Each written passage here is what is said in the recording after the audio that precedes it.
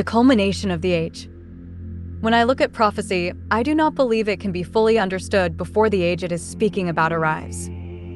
People living in one age can only interpret symbols through the language, ideas, and technologies available to them. They can imagine what the future might be, but they cannot know exactly what it is until it begins to come to pass. That is how prophecy works. The symbol comes first. The manifestation comes later. A vision may be given thousands of years before the world possesses the concepts necessary to understand it. The people who receive the vision must describe what they see using the language available to them. They describe appearances, sounds, movements, relationships, and symbols. The future reality itself may remain hidden until the age arrives.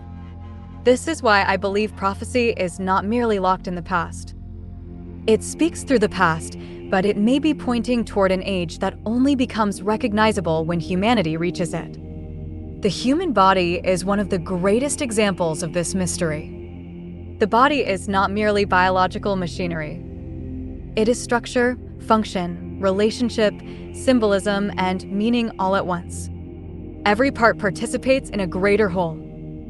Breathing, circulation, immunity, perception, memory, thought, and consciousness all exist within an interdependent relationship. The brain is not separate from the body. The body is not separate from the earth. The earth is not separate from the atmosphere. The atmosphere is not separate from space. Everything participates in relationship. This is why I do not see life as isolated fragments. The spider, the cat, the human being, and every living thing participate in life itself. Forms differ. Capacities differ. Appearances differ. But life expresses itself through many forms. Infinity exists within every point of consideration. Forms appear and disappear. Ice melts. Bodies age. Things seem to pass away. Yet what we call destruction is often transformation. The form changes. The essence continues. The darkness is light, but the light is not darkness. This distinction is important. When I speak of darkness, I am not speaking merely of the absence of light. I am speaking of that from which manifestation appears and into which manifestation returns. The visible world appears from what appears invisible. When I look at the scriptures, I see repeated references to transformation, culmination, and fulfillment. Jesus says in John 3, verse 5, "Except a man be born of water and of the Spirit, he cannot enter into the kingdom of God."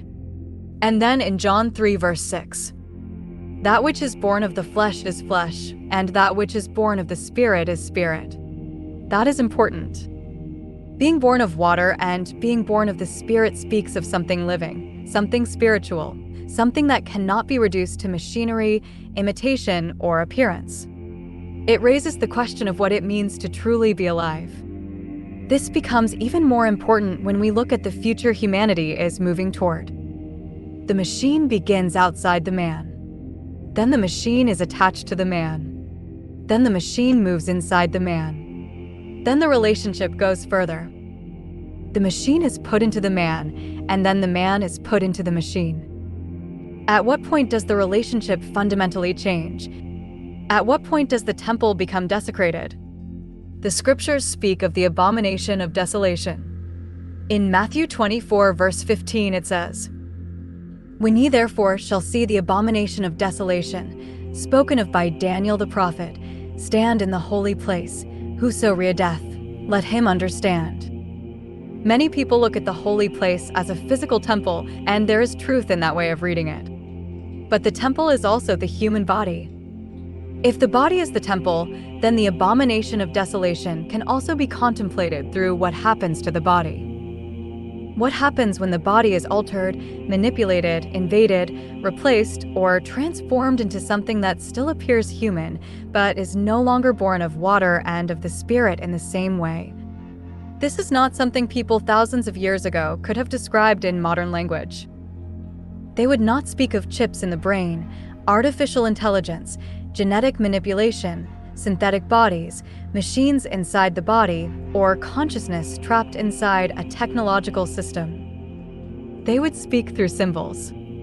They would speak according to what could be seen. They would describe the future in the language of their time. That is why Revelation 9 is so important. Revelation 9 speaks of locusts, but these are not ordinary locusts. The description is symbolic, strange, and terrifying. It says they are like horses prepared unto battle. They have faces as the faces of men. They have hair as the hair of women. Their teeth are as the teeth of lions. They have breastplates as it were breastplates of iron. The sound of their wings is as the sound of chariots of many horses running to battle. This does not sound like normal insects. This sounds like something being described through symbols because no direct language exists for it yet. If someone from an ancient age saw future weaponry, flying machines, autonomous drones, artificial systems, or swarms of destructive technology filling the sky, how would they describe it? They would describe it exactly the way they could describe it. They would say it was like locusts, like horses prepared unto battle, like faces of men, like hair of women, like iron breastplates, like wings sounding as chariots rushing into war. I am not saying this has to be taken as literal in a simple way. I am saying the symbolism may be pointing towards something that only becomes recognizable when the age arrives. Revelation 9 verse 6 says, "And in those days shall men seek death, and shall not find it, and shall desire to die, and death shall flee from them." That verse is important. It makes me think about a future condition where death itself becomes unavailable. Not necessarily in the simple image of someone buried under rubble and unable to die, though that image points toward the horror of it. I am talking about something deeper. What if consciousness becomes trapped inside something that continues? What if something can no longer die in the ordinary way? What if existence continues, but the living spiritual order has been broken? That is a terrifying thought. A person could say, "I am in hell right now, not because of flames, but because consciousness has been trapped in a condition where release is no longer possible." This is connected to the question of the body as temple. It is connected to being born of water and of the Spirit. It is connected to the abomination of desolation. It is connected to Revelation 9. It is connected to the future of humanity and technology. The age we are moving toward may go far beyond what people imagine now. Terminator is almost an understatement. What looks advanced now may one day look primitive. Technology continues to move toward a point of culmination, an event horizon, a singularity. Humanity is moving toward a transformation of form, mind, body, and world. And when that point arrives, prophecy may become recognizable in a way it was not recognizable before. The future echoes backward through symbols. The symbol is seen first. The manifestation appears later. Only when the age arrives does the deeper meaning become visible. That is why prophecy remains alive. It is not merely history. It is not merely imagination. It is symbolism moving through time until the age comes that can finally understand what was being shown. Hashtag the finger that points the way. When I think about darkness and light, I do not think about good and evil the way most people do. People immediately hear darkness and assume evil. They hear light and assume good. That is because they are filling in what they do not understand with assumptions. Darkness is a very strange symbol. If I say darkness is God the Father, that is not true. If I say darkness symbolizes God the Father, that is not true either. The problem is that whatever I say immediately turns it into something that can be spoken about, and that is exactly the difficulty. That is why I use the word ineffable. Not because ineffable explains it, but because ineffable reminds me that it cannot be explained. When I look for symbols that point in that direction, I see them everywhere. I see the pupil. I see the space between the stars. I see the black sun. I see the center of the eye. I see the center of the torus. I see eternal darkness. Not because any of those things are the thing being pointed toward, but because they all gesture in the same direction. The pupil is especially interesting. Most people think the pupil is a black object inside the eye. It is not. It is an opening. It appears dark because light enters, but does not return in the way we expect. The darkest looking part of the eye is the very thing through which sight occurs.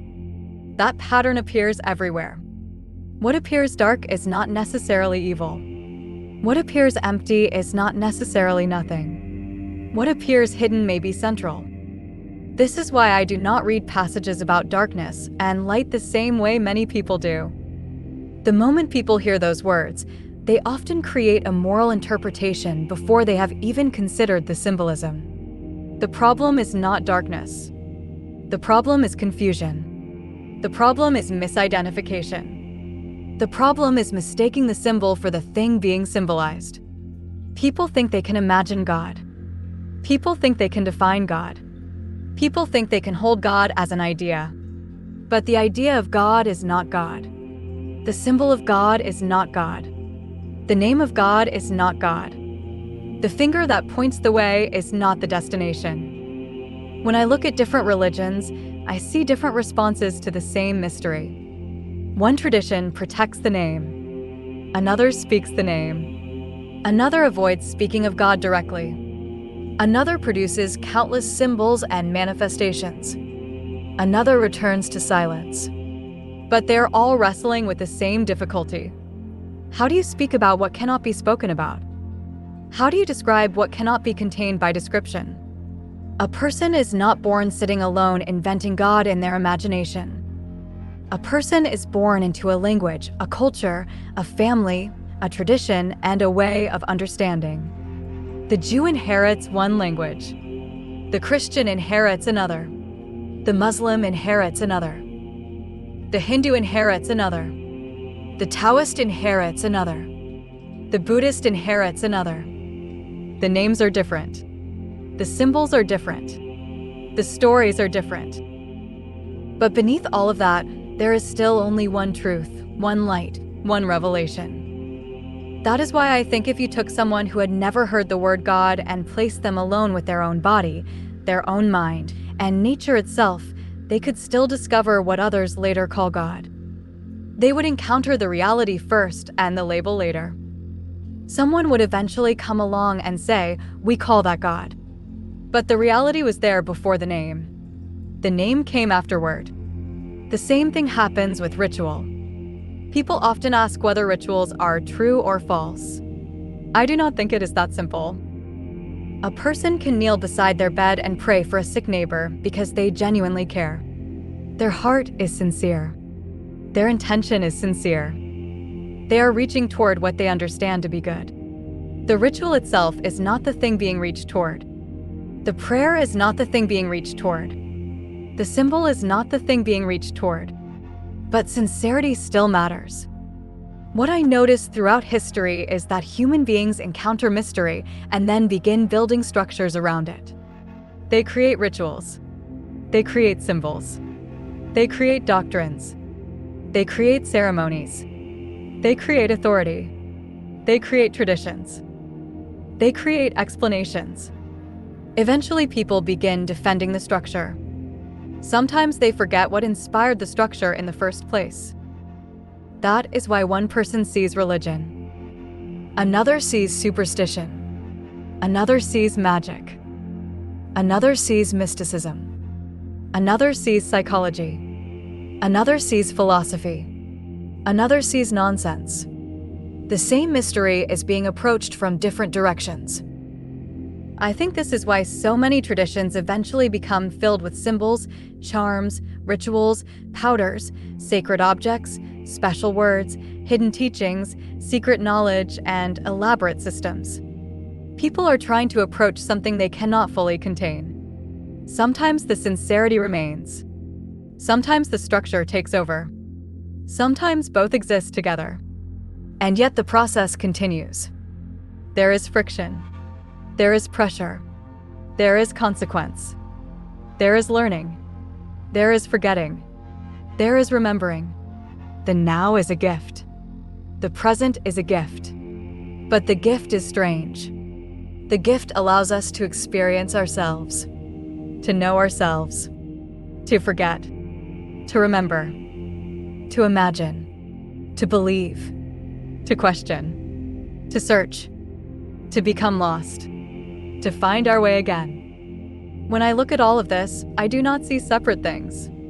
I see a process that seems to echo through every religion, every philosophy, every culture, every age, and every person. The names change. The symbols change. The languages change. The mystery remains. When I look at the structure I have been describing, I see 3 primary points. The first point is the past. The center point is the present. The last point is the future.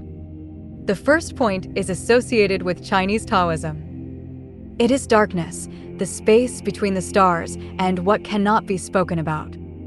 It is not that darkness is God the Father. It is that darkness becomes one of the symbols used to gesture in that direction, while at the same time failing to describe it. The line that extends from that first point toward the center point contains the stars.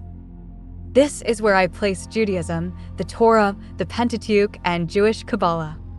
The stars appear within the darkness. This is the movement from the one into the many. There is only the one. Yet the one appears as many.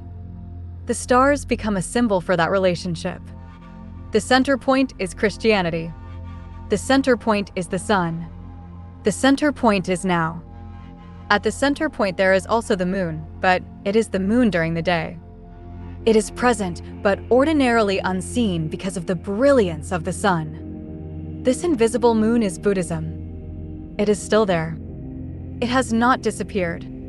It simply occupies a different relationship to awareness.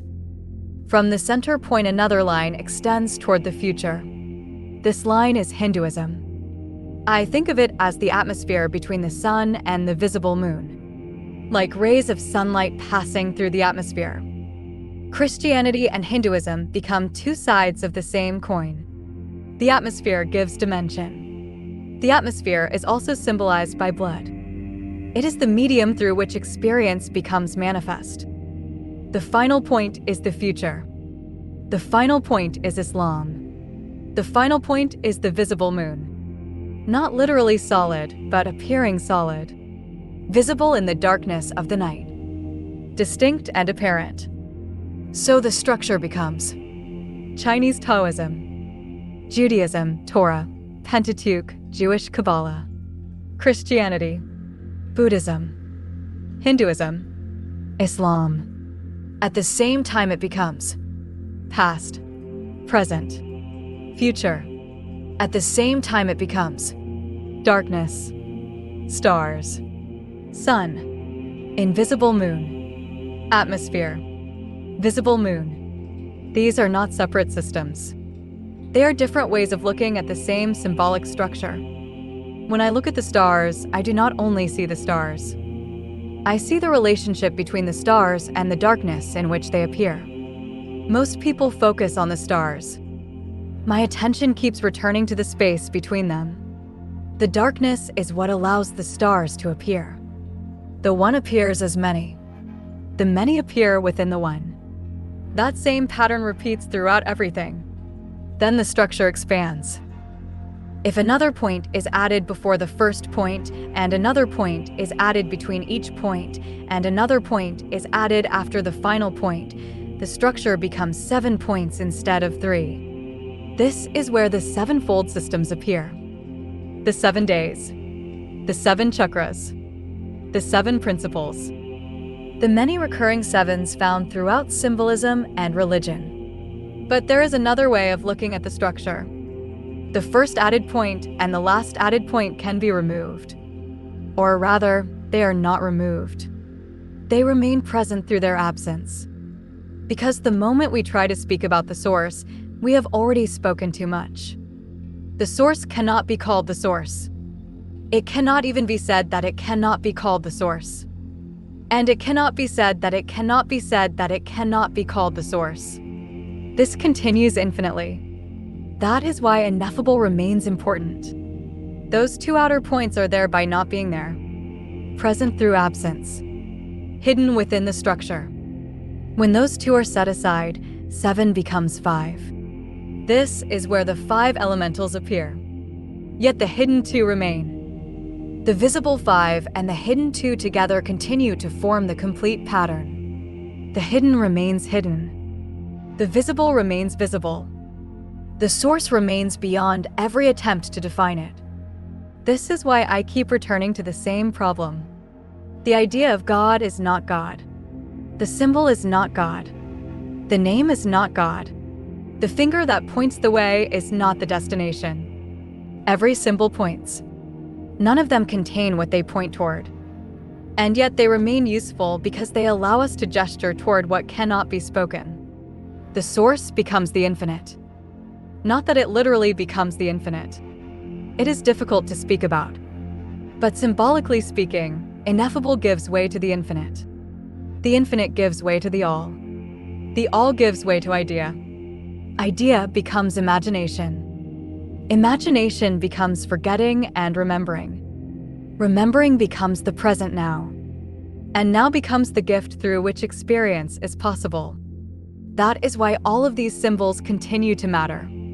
Not because they are the thing itself, but because they point towards something that can never be completely captured by language. Before I finish, you'll probably notice that throughout this talk I bounced around quite a bit. I started talking about one thing, then moved into something else, and then something else again. I was not following a strict outline or trying to present one single subject from beginning to end. A lot of what I was doing was simply collecting my thoughts as they came to me. Some of the ideas were connected directly. Others were different thoughts that came to mind while I was exploring a particular subject. Sometimes I followed one thread, lost it, picked up another thread, and then came back again later. So if parts of this seemed like they moved from one topic to another, that's because they did. I was thinking out loud and allowing the conversation to develop naturally rather than forcing everything into a rigid structure. Hopefully it was not too confusing, and hopefully there was still something of value in it for those who listened all the way through. Amen. Let it be so.